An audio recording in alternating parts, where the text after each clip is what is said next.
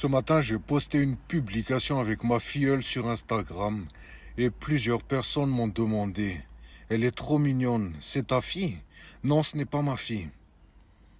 J'ai cru en avoir une. Et ce que je vais te dire maintenant, je ne pensais jamais le partager. Pendant longtemps, j'ai gardé ça pour moi. Par honte, par fierté, par ego, oui. Mais aujourd'hui, je fais taire mon ego parce que Dieu m'a donné une mission. Et cette mission passe par la vérité. Même quand elle dérange, même quand elle brûle. Je suis pas là pour plaire. Je suis pas là pour faire le beau. Je suis pas une victime. Je ne cherche pas à me faire aimer. Je m'en bats les couilles de tout ça. Je raconte cette histoire parce que je l'ai vécue et parce que l'enseignement qu'elle m'a donné peut réveiller des hommes. Il y a 6 ans, j'ai cru que j'étais père. J'étais avec une femme. On avait une vraie relation. Un jour, on a eu un rapport sans capote. Elle disait qu'elle prenait la pilule. J'ai voulu la croire. Quelques semaines plus tard, elle me dit: Je suis enceinte, c'est toi. Je n'avais rien, pas de stabilité, pas d'argent. Mais je n'ai pas fui. Je lui ai dit: Réfléchis, ce n'est pas un caprice. Un enfant, c'est une mission. Elle a coupé les ponts. Elle est partie à Paris. Silence total. Des années plus tard, elle revient et elle me dit: J'ai accouché, c'est ta fille. Mais entre-temps, un autre homme lui a forcé la main. Elle a mis son nom à lui sur l'acte de naissance pour des papiers, des aides, des manœuvres. Je voyais la petite de temps en temps. Mais ça ne me suffisait pas parce que dans ma tête, c'était clair. Si c'est ma fille, je l'élève, je la protège, je l'honore. Je voulais assumer complètement mon rôle de père.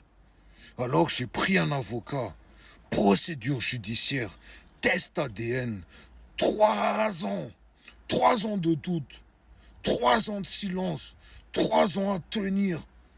Et puis le verdict est tombé. Test négatif. Tu sais ce que j'ai ressenti? Pas du soulagement, pas de la paix, du vide, de la rage froide.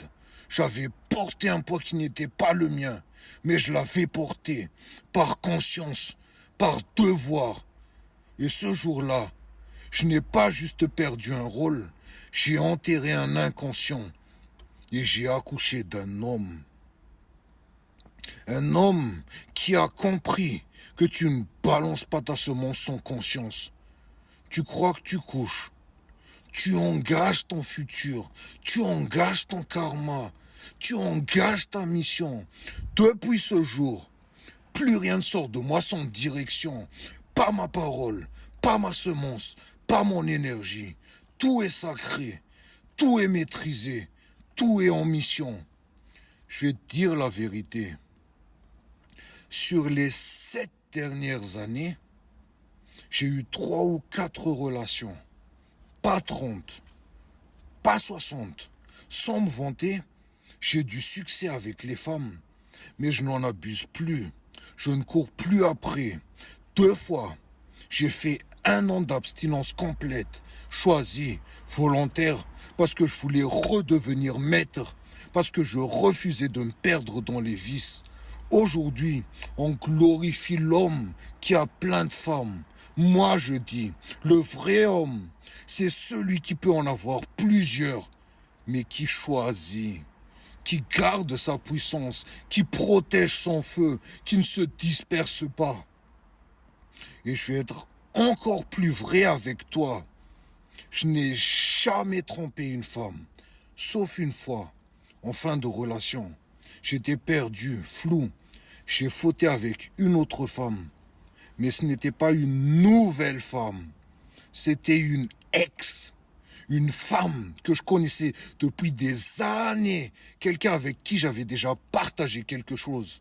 Est-ce que ça excuse? Non, parce que tromper, c'est tromper. Mais je ne me cache pas. Et quelques mois plus tard, J'ai rompu cette relation et j'ai aussi coupé les ponts avec cet ex. Parce qu'au fond, je savais, si tu veux devenir un homme aligné, tu ne dois trahir personne, ni l'autre, ni toi-même. Tu veux devenir un homme? Commence par ne plus éparpiller ton énergie, ni dans le sexe, ni dans les excuses, ni dans la confusion. Tu ne peux pas dominer ta vie si tu ne maîtrises pas ta semence.